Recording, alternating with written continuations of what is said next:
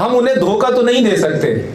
غریب نواز کی منقبت کو پڑھ کر ہم انہیں دھوکہ تو نہیں دے سکتے، سرکار دو جہاں کی نعتیں پڑھ کر ہم انہیں دھوکہ تو معاذ اللہ نہیں دے سکتے، اس لیے کہ وہ ظاہر کو بھی دیکھتے ہیں، وہ باطن کو بھی دیکھتے ہیں، وہ اوپر بھی دیکھتے ہیں، وہ اندر بھی دیکھتے ہیں، وہ تجھے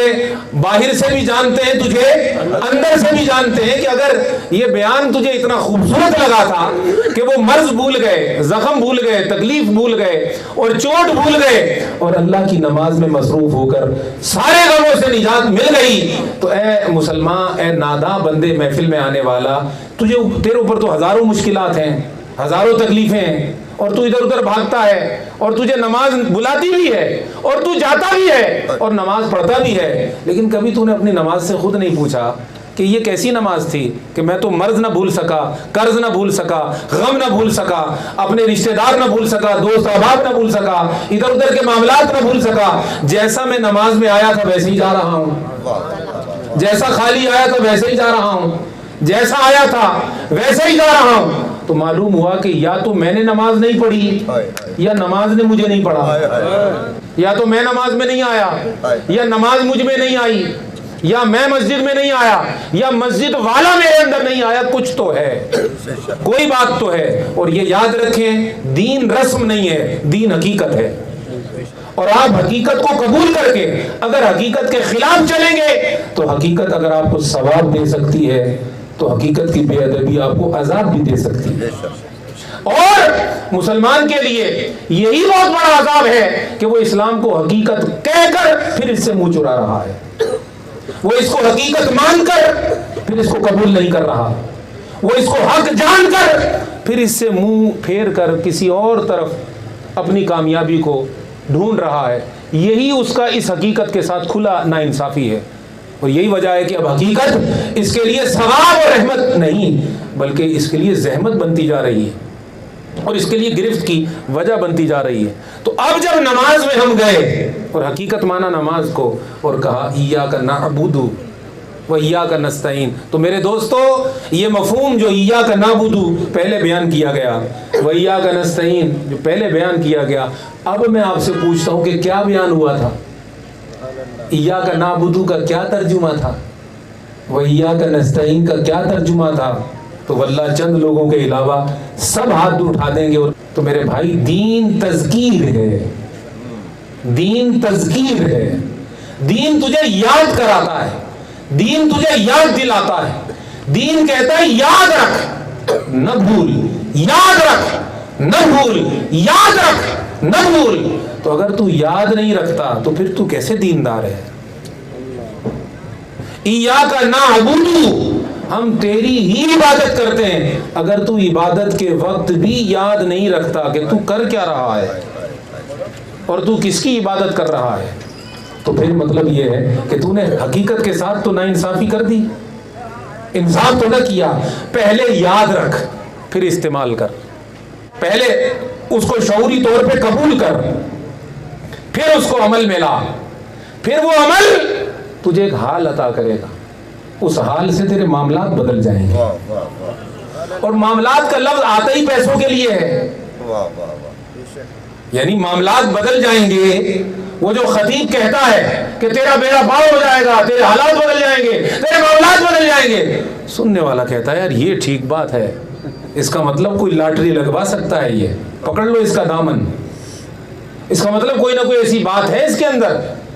یکدم کوئی چیز ہوگی اور ہمارے حالات بدل جائیں گے، اور کروڑ پتی اور ارب پتی کیا چیز ہے ہمارے سامنے۔ معلوم ہوا کہ تو ایاک نعبد کو پھر نہیں سمجھا، اس لیے کہ ابھی بھی تیرا مطمع نظر پیسہ ہے، دولت ہے، ابھی بھی محل چاہیے، تجھے گاڑی چاہیے، کپڑا چاہیے۔ تو اب جب مطمع نظر ہے ہی دولت، تو معلوم ہوا کہ تو نے بات چھوٹی کر دی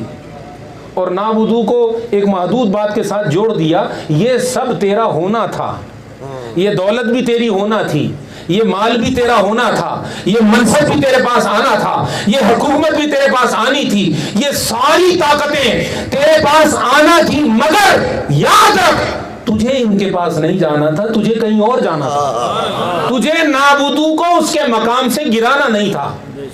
اور نعبدو جس کے لیے تھا تجھے اس کے لیے ہونا تھا،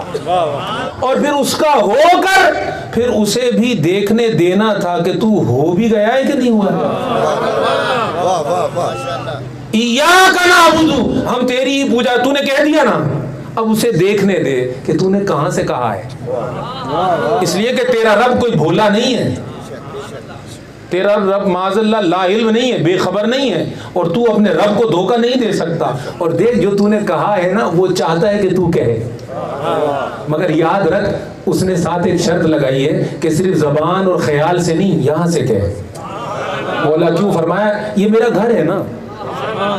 ادھر سے ہر کھوٹ کو نکال کر کے اور سچے دل سے کہہ اور صاف دل سے کہہ اور دل کو خالی کر کے پھر کہہ،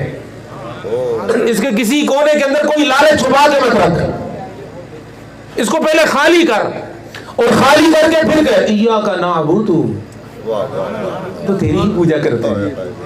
جب میں تیرے دل میں دیکھوں تو کوئی نہ ہو، جب کوئی نہ ہو تو لا الہ الا اللہ، جب کوئی معبود نہ رہا تو پھر اللہ ہوا، جو لا کہا سب لا ہوا، خود لا بھی اس میں لا ہوا، جو لا کہا سب لا ہوا، خود لا بھی اس میں لا ہوا، جز لا ہوا، کل لا ہوا، پھر کیا ہوا؟ اللہ ہوا۔ جب کچھ نہ رہا، جب کچھ نہ تھا وہ تھا، جب کچھ نہ ہوگا وہ ہوگا، جب تیرے دل میں بھی کچھ نہ ہوگا وہ ہوگا، پھر تیرا دل دل ہوگا، پھر تیرا دل دل ہوگا، اور جب تیرا دل دل ہوگا پھر دل والے غوث کا ذکر سناؤں گا تجھے۔ اس سے پہلے کون سنا سکتا ہے؟ کسی نے سنگلاخ چٹانوں پر بیج پھینکا،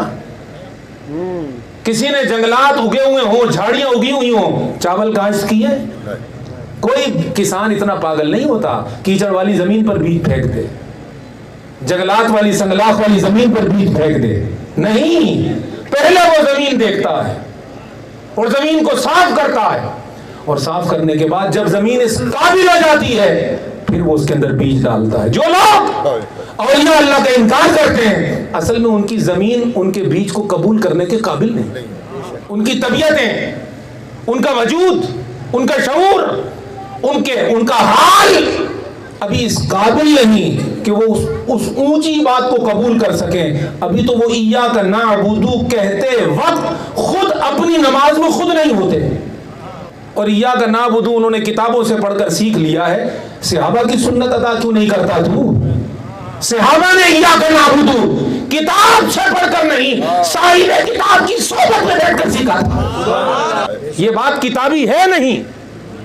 ہاں جب تو سیکھ لے گا تو تجھ میں سے کتاب نکل آئے گی، کتاب سے یہ بات نہیں آئے گی۔ پتہ نہیں کوئی سمجھا کہ نہیں سمجھا؟